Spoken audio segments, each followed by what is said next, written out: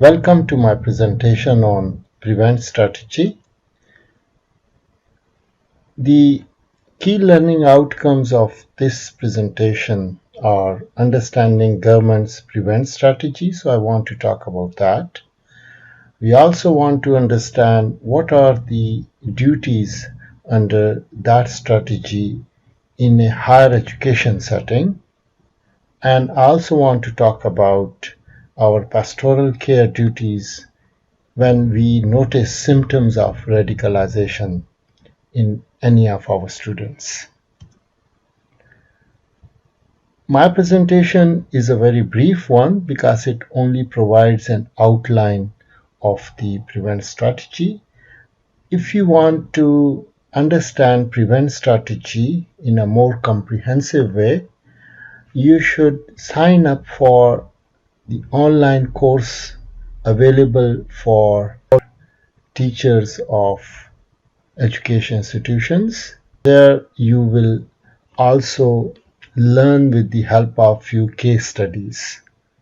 So therefore, if you want to do in a more comprehensive way, you should sign up and then complete the course, which is provided online by the Home Office. Prevent is part of government's overall counter-terrorism strategy, and it is called Contest. So it was first introduced in 2011, and since then it has been updated regularly. The latest version we have got is that of June 2018. It identifies three main risk factors: extremism, conflict and instability, and developments in technology. So these three risk factors, they give rise to the possibility of terrorist activities taking place. So in order to deal these three factors effectively, the government has come up with 4P's strategy, what it calls prevent, pursue, protect, and prepare. So you can see that under prevent, it wants to safeguard people from becoming terrorists or supporting terrorism. Under pursue, stop terrorist attacks happening in the UK and overseas, so that is what it wants. Under protect, it wants to strengthen our protection against a terrorist attack in the UK and overseas. And under prepare strand, it wants to mitigate the impact of a terrorist attack if it happens. So you can see it's the different stages of terrorism. So it's like often we say that prevention is better than cure. So prevent is before anything happens, it's brewing up, so how to stop it. So these are 4 strands of the overall counter-terrorism strategy. Of course, the prevent strand is focused on safeguarding people from becoming terrorists or supporting terrorism. And as you can see, the main strategic objectives of these 4 strands, as you can see, the prevent main objective is to reduce the intent. So if the intention is gone, then hopefully the other manifestations will also go away. For pursue, it is trying to reduce capability. For protect, it wants to reduce the vulnerability of UK, and under prepare strand, it wants to reduce the impact if somehow the terrorists are able to cause any terrorist attack. So in that case, the main intention of the strategy is to reduce the impact. So we are concerned with the prevent part, and let us look at the prevent part then. So as the preventative strand of contest, prevent will, so these are now the declared objectives. It will tackle the causes of radicalization and respond to the ideological challenge of terrorism. So first of all, addressing the causes of radicalization, because a student or a youngster is prone to terrorism if he or she is already radicalized. So therefore, the causes of radicalization, they need to be understood and they need to be prevented. Then safeguarding and supporting those who unfortunately, because of these causes, have fallen victim to radicalization. So at a very early stage, before the threat becomes too acute and before the student becomes a terrorist, the effort is to safeguard at an early stage. And those who are already in terrorism mode, trying to disengage them and bring them back to the mainstream of the society. So these are at different stages. So before a youngster becomes a terrorist, and then if he has already become a terrorist, to disengage him. So these are the three ideals of prevent strategy. Some important terms which are used usually with regards to prevent strategy. So one important term is radicalization. Then we often come across extremism, violent extremism, and terrorism itself. So in what way they have similar meanings or different? And I have borrowed these definitions from legislation and the prevent strategy. So radicalization in the prevent strategy is defined as the process by which a person comes to support terrorism and forms of extremism leading to terrorism. So these all processes are called radicalization. Now, the term extremism and terrorism have been used here, so we need to investigate their meanings as well. The prevent strategy itself provides the definition of extremism as vocal or active opposition to fundamental British values.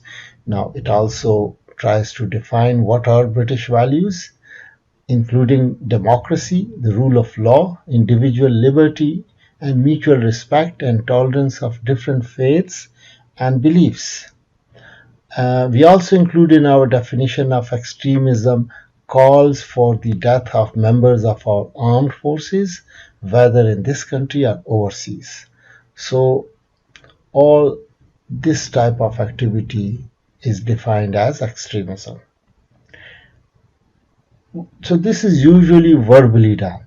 Now, when the endorsement of violence to achieve extremism or extremist ends, that is done, so that act becomes violent extremism. So you can see that this is dangerous, but this is extremely dangerous, and usually this would lead to terrorism.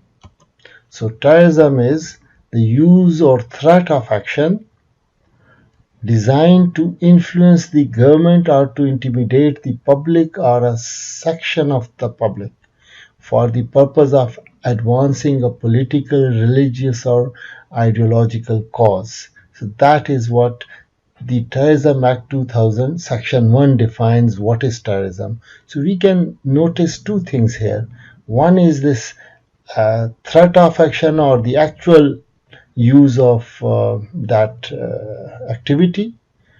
And here, important bit is that there should be some political, religious, or ideological cause associated with that activity. So mere the activity itself, like someone attacking or someone trying to kill other, that is not terrorism. It becomes terrorism when that is done in order to advance that particular ideology or whatever cause the terrorist espouses. All right, so we have talked about our overall counterterrorism strategy, and we noticed that prevent is an important strand of that strategy. So the government has specified different authorities for the purpose of implementing prevent strategy. So these are like local authorities, police, prison, probation office, schools, health, and important in our case, further and higher education. That sector has also been notified as the area of public sector where prevent duty needs to be taken seriously. Now, prevent duty has got three important themes. One, it requires effective leadership. That is, this overall strategy needs to be led and implemented by effective leaders. Then it can't be done all alone. So there should be partnership there, local police, the local institution, and some other related institutions, they should work in tandem. And in order to achieve the strategic objectives, appropriate capabilities must also be developed. Now, we are focusing on higher education institutions. So, what is the importance of prevent strategy in our case? So what we notice here that higher education institutions have a duty of care to students under pastoral care. And so it's not only to students but also to staff and visitors. Counterterrorism and Security Act in fact introduce a new statutory duty. So in addition to the previous duty of care which we owe to students, now we were placed with a new statutory duty as well, and that is to have due regard to the need to prevent individuals from being drawn into terrorism. That is Section 26, subsection 1 of the Counter-Terrorism and Security Act 2015. Now, what does that mean? This means that institutions now have a statutory duty, as I earlier said, to engage with the government's prevent agenda. So we need to learn about this agenda and we need to know how to implement it. Now, this awareness means that we need to improve our understanding of this strategy and also understand the wider legal context within which our universities are operating and under which the prevent agenda is also operating. Now we're talking about compliance with the prevent duty.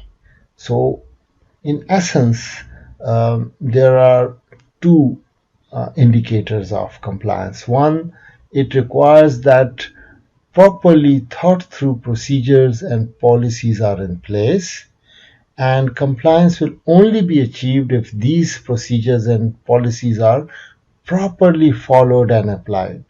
So first we should have procedure and policies, and then they should be properly followed and applied. So if on both counts we are okay, then we are compliant with the prevent duty. In short, what are the duties? So I have very briefly sketched them here. So it talks about external speakers and events, that risk of radicalization and freedom of speech both should be considered. So there should be a balance between the two. We should not be very draconian and we completely wipe out any freedom of speech. That is not the purpose. But at the same time, we should be careful enough not to invite kind of speakers who would only promote terrorism in higher education institutions. So that needs to be balanced. Now, regional partnership is required, so regular contact with the relevant prevent coordinator of the local authority, so that is needed. Staff training is very important, that all staff should become aware of prevent strategy. So this is called prevent awareness. So that is the duty of senior management to ensure that their staff are aware of their duties under prevent strategy. And the IT policies should also be in place, which should restrict access to harmful content. Now, the other policies like IT policies, regional partnership, and external speakers and events, so these are done at the central level. So already policies are in place. Staff training is an important area. So at the business school level, we should be providing this awareness through training to all our staff. Now, I talked about the pastoral care in higher education institutions. Prevent strategy also refers to that because it's a big transition to higher education when children they go to higher education institutions. So it's a big transformation for them, a big jump. Now, in a higher education setting, um, whenever we come across some noticeable change in students' behavior, and some of them examples are here. So if we notice any of these happening, we do form an opinion that something is wrong with that student. Something is happening in his or her life which is adversely affecting this student's behavior, and we are then concerned, and that's where our duty of care kicks in. So we start thinking about the potential reasons that what might be causing these kind of changes in that student's behavior. So usually we come up with one or a combination of these reasons. So most of us are already aware of these important reasons because either we have ourselves experienced one or more than one of these reasons, or we have seen someone else having experienced these reasons. However, missing from the list is an important reason, and that is radicalization. That maybe because of these reasons, another reason that is causing the noticeable change in students' behavior, that new reason is radicalization reason. And when that factor kicks in, it becomes the most important disturbing factor in that student's life and behavior. Because while in the case of other reasons, mostly the student is going to do self-harm. In this case, not only he or she is going to do immense self-harm, but also become source of harm to others in a big way. So therefore, we need to understand the processes of radicalization, and we need to understand how it can be spotted early on so that we can do something about it. Now, if we want to understand how students radicalize, so some students may arrive at higher education institutions already committed to terrorism. So they, in their younger days, they had been brainwashed or they were exposed to that kind of propaganda that they are already committed. Or it may be possible that they were very innocent boys and girls.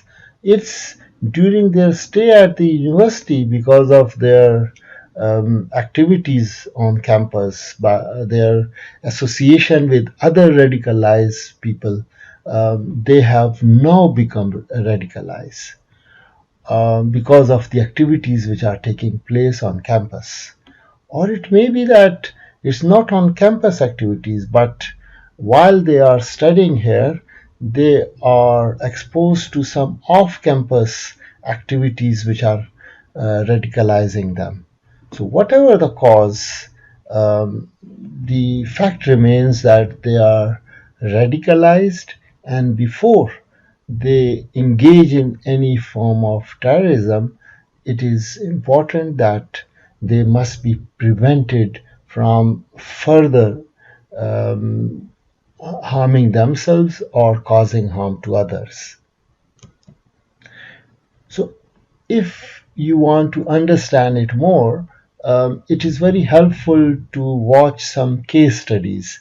And the Home Office online course that I earlier mentioned, and whose link is here, it contains quite a few case studies of how young students they were drawn into extremist ideas, they got radicalized, and how their teachers helped them recover from the dangerous route that they had adopted.